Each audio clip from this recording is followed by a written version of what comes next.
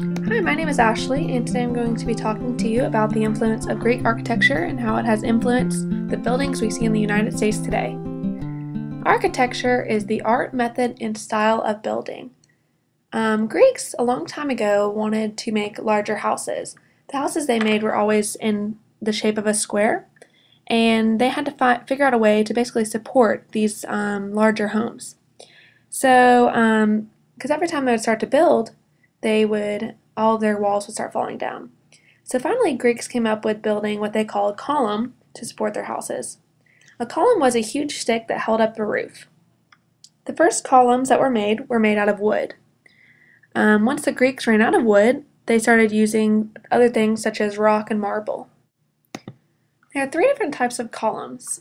One is called the Doric, the second one is the Ionic, and the third one is the Corinthian. The first column I would like to talk about is the Doric column. This is a drawing of a Doric column. Notice the square block at the top, notice the round piece underneath, and notice how the column is very thick.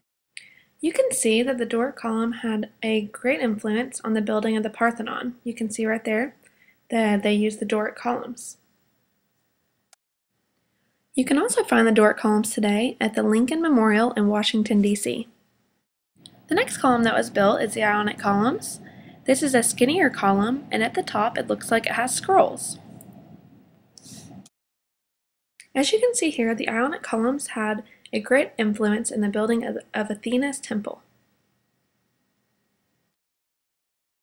You can also find the Ionic columns at the Thomas Jefferson National Memorial in Washington, D.C.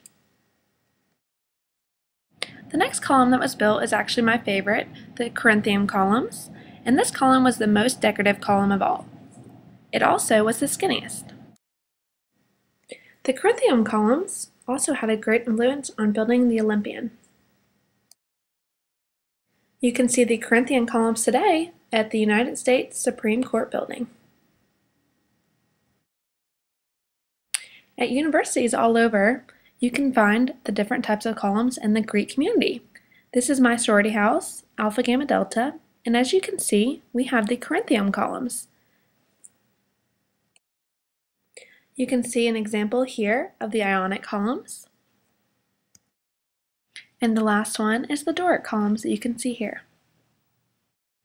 Well, that is all for today, but I hope that you have learned a lot about the Greek architecture and how it has influenced many of our buildings, such as the Parthenon and the U.S. Supreme Court, that we still have standing today.